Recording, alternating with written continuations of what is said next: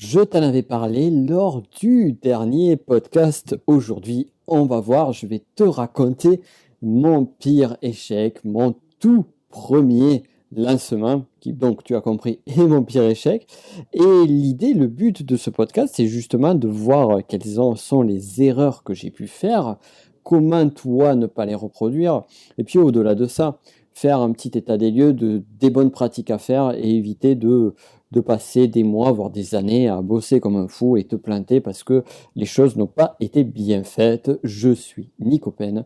Bienvenue sur le business de la connaissance où, bien évidemment, tel des alchimistes, nous allons apprendre à transformer tes connaissances en or.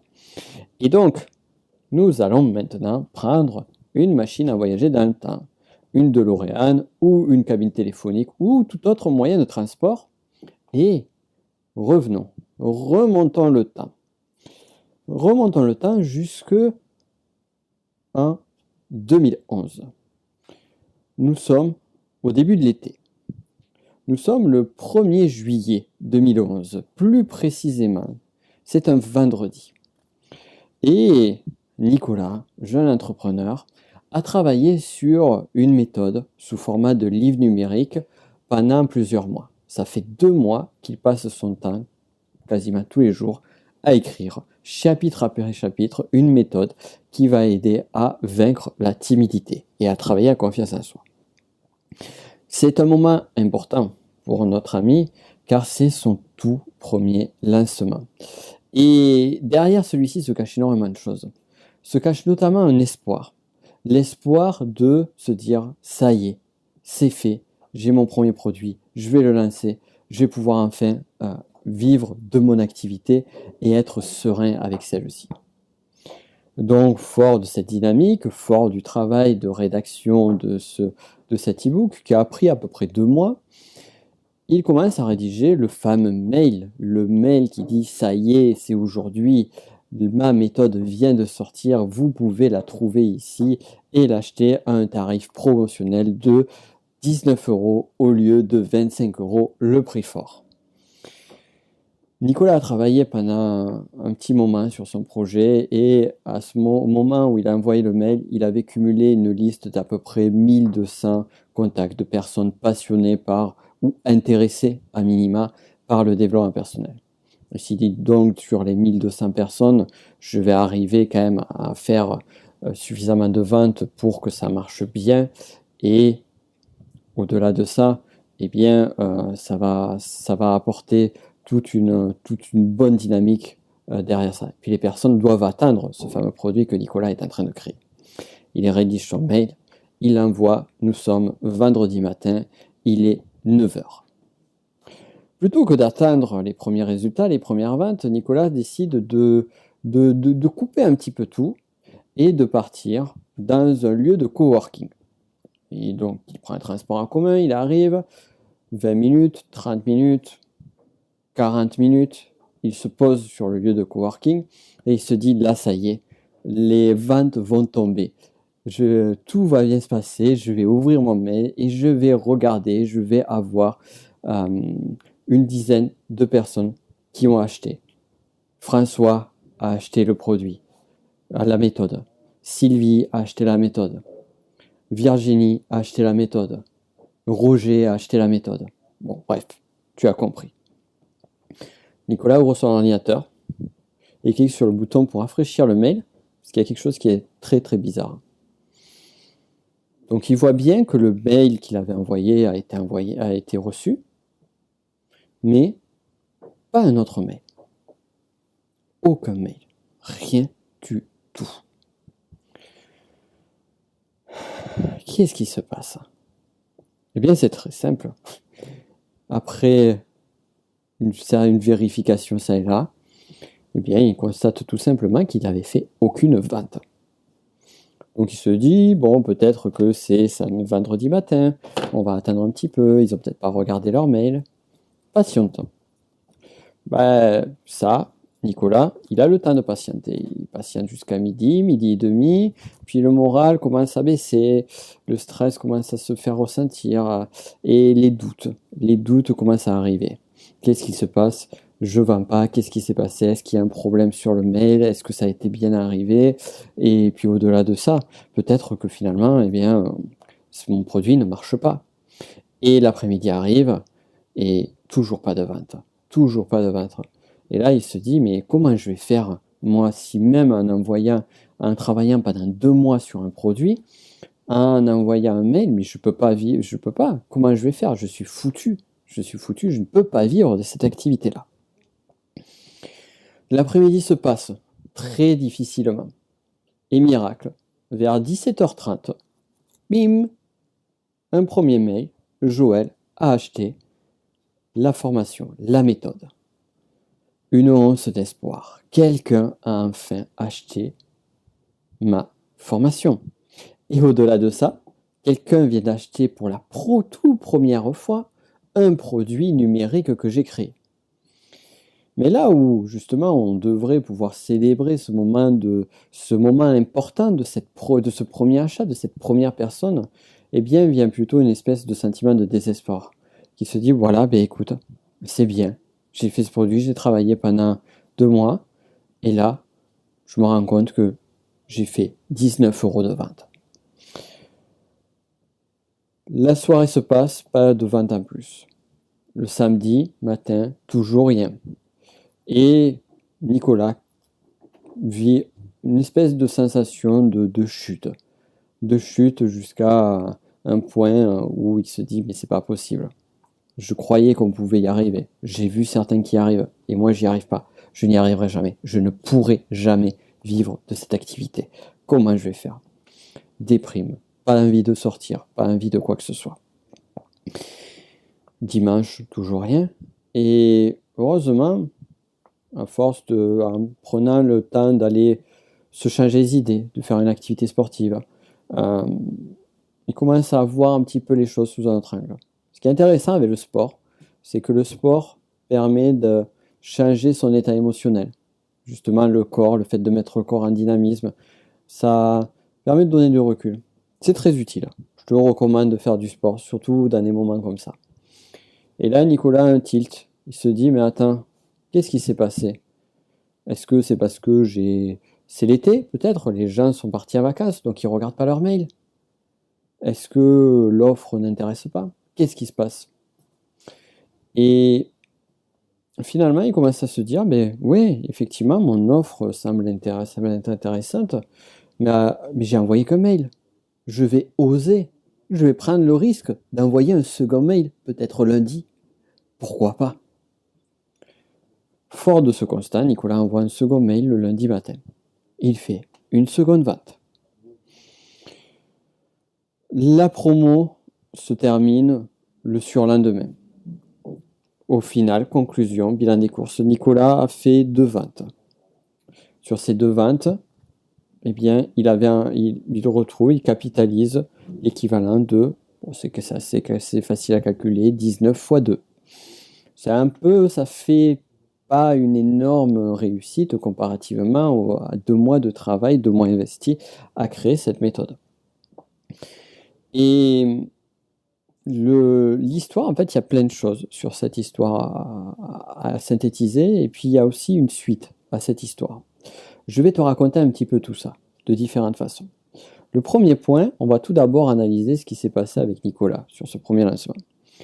Première erreur qu'a fait Nicolas, c'est qu'il a envoyé un mail à un instant T donné, mais il n'a jamais communiqué en amont en disant qu'il avait un super projet, qu'il était en train de préparer quelque chose de très fort, et il n'avait suscité aucune attente. C'est-à-dire que lui, le jour où il a rédigé son mail, où il a envoyé, effectivement, il se disait, voilà, ça y est, j'ai enfin fini ça, j'ai enfin envoyé, tout le monde atteint mon produit. Sauf que personne n'atteint son produit. Et ça, c'est la première leçon de cette histoire. Personne n'atteint tes produits, personne n'atteint tes services. Par contre, les personnes qui te suivent attendent un besoin, attendent à répondre à un besoin, attendent à répondre à une situation donnée. Et ce que je t'invite à faire, c'est vraiment le maximum, c'est de préparer ce qu'on appelle un pré-lancement, d'anticiper, de commencer à envoyer une communication sur ton projet. Si Nicolas avait commencé à écrire un premier mail en disant voilà, je suis en train d'écrire ma première méthode numérique, s'il avait écrit un autre mail peut-être un mois après, voici un extrait d'un des chapitres de ma méthode numérique, et ainsi de suite, et puis la dernière semaine en disant voilà, ça va arriver dans quelques jours, sans forcément s'engager sur une date bien précise, eh bien peut-être que le lancement se serait passé beaucoup mieux. C'est même certain. C'est même certain. Parce qu'il y a un effet d'attente qui aurait été créé. Ensuite, la seconde erreur qu'a fait Nicolas, c'est qu'il n'osait pas interrompre les gens qui le suivaient de peur qu'on se désabonne, de peur qu'on le voit pour un vendeur de tapis ou autre. Mais en même temps, je veux dire, cette collecte d'emails, cette audience qui le suit, eh bien, elle le suit pourquoi? Et pour quel est l'intérêt de préserver une audience, si ce n'est que pour derrière, pour pouvoir créer une relation, et une relation qui soit viable financièrement, aussi bien pour soi que pour ceux qui vont recevoir notre aide. Donc ça, c'est l'autre point. Donc peut-être que Nicolas aurait dû envoyer un premier mail le vendredi, peut-être un second mail de rappel le soir, ou s'il n'osait pas, envoyer un mail le samedi avec un autre angle d'approche, le dimanche, le lundi matin peut-être, et enfin un dernier mail de rappel le dernier jour et la dernière soirée. Et là déjà, les ventes auraient été beaucoup plus fortes. Autre point, c'est qu'effectivement, Nicolas s'est un petit peu enflammé dans le sens où son audience n'était peut-être pas suffisamment forte pour pouvoir amener un volume de vente suffisant. Donc là aussi, tu vois, je t'en parle régulièrement et je t'invite encore une fois à suivre encore et toujours les podcasts de Business de la Connaissance pour voir comment acquérir des leviers d'audience beaucoup plus forts. Et chose qu'a fait Nicolas au fur et à mesure des années. On en a parlé la dernière fois que ce qui était intéressant de voir, c'est aussi de voir si le produit était bien vendu, si la stratégie utilisée était bonne et si le produit répondait à un besoin. Là, ici, il est clair et évident que la stratégie employée n'a pas été bonne. La stratégie de lancement, la stratégie de commercialisation. En revanche, le produit, l'offre en elle-même était bonne. Mais c'est toujours pareil, il est difficile de le savoir au regard de ces deux données qui se croisent. La suite de l'histoire, c'est que Nicolas continua à vendre sa méthode. Le même mois, donc le mois de juillet, il s'est arrêté pendant le lancement avec 2 ventes. Il a réalisé 2 autres ventes ce même mois, ce qui l'a amené à 4 ventes. 2 ventes à 19 €, 2 ventes à 25 €. C'est pas énorme, mais c'est toujours ça de gagner. Le mois d'après, en retravaillant sa copie, en rectifiant les choses, eh bien, il est monté à 7 ventes. C'est pas mal. C'est pas mal. On progresse progressivement. Mais l'histoire ne s'arrête pas là. Et au final, Nicolas se retrouve en 2014 avec ce même produit qui évoluera d'une méthode avec quelque chose d'un petit peu plus conséquent, avec des vidéos de conseils, avec tout un repackaging de l'offre. Et jusqu'en 2014, eh bien, il se retrouve avec cette fameuse méthode qui devient, malgré le flop initial, la formation, le produit qu'il a le plus vendu jusqu'alors. C'est intéressant de voir que finalement un échec peut devenir une des plus belles réussites commerciales. Donc c'est ça aussi que j'ai envie de te dire derrière, c'est que parfois, c'est pas juste un échec en lui-même qui va dire que ce que tu as fait est bon ou mauvais. C'est comment tu vas arriver à le transformer derrière. Qu'est-ce que tu vas apporter de plus? Comment tu peux arriver à rebondir sur ce point-là? Et c'est là que tout le travail se met en place. Et c'est justement cette capacité de rebond qui va pouvoir t'aider là-dessus. Donc garde bien ceci en tête. Le plus gros produit, le produit que j'ai le plus vendu jusqu'en 2014 pendant les 3 années qui ont suivi, ça a été mon plus fort échec, puisque c'est quand même le sujet de ce podcast. Rappelons-le. De même, au-delà de ça, ce que tu dois savoir, c'est que cette formation se vend encore aujourd'hui. Certes, à moindre mesure, c'est pas forcément un produit que je pousse, mais on est en 2018, ça fait 7 ans que j'ai ébauché ce projet, et aujourd'hui, il marche encore. Et la morale de cette histoire, c'est que finalement, en fait, ce que tu fais, il y a toujours une piste d'amélioration, il y a toujours une piste d'évolution, il y a toujours une dynamique qui va faire que même si à un moment donné tu vas rencontrer des difficultés, même si de temps en temps tu vas te planter, eh bien c'est pas fini. Ça ne veut pas dire que ce que tu as créé est mauvais. Ça ne veut pas dire que le contenu ne marche pas. Ça ne veut pas dire qu'il y a ceci, cela. On a tendance toujours à attribuer nos échecs, à les renvoyer, à les attribuer, à les individualiser. Genre, ça ne marche pas, donc je suis nul, je suis raté ou je ne peux pas y arriver. Et il y a toujours une offre d'espoir derrière chaque chose. La plus grosse difficulté, c'est soit savoir prendre du recul et sortir émotionnellement de ça, parce que émotionnellement, lorsqu'on vit un échec, c'est jamais très agréable, et faire la part des choses. Savoir ce qui n'a pas marché, ce qui a marché, qu'est-ce qu'on peut rectifier, qu'est-ce qu'on peut modifier, et ainsi de suite. Un autre point qui est super intéressant et que j'ai découvert là il y a peu, c'est que je me suis amusé, c'est une petite anecdote, à retrouver l'adresse mail de la première personne qui m'a acheté ce produit. Le tout premier produit qu'on m'a acheté sur Internet. Il s'appelle Joël. Donc il a acheté mon produit le vendredi 1er juillet 2011. Et ce qui est super intéressant, c'est que ce même Joël a racheté des produits chez moi en 2016. Intéressant. Intéressant de voir aussi que derrière, c'est pas seulement une vente en particulier, ce n'est pas seulement un coût que tu vas faire à un instant T donné, mais que ce que tu crées peut avoir un impact, peut avoir une dynamique qui va être une dynamique sur du long terme.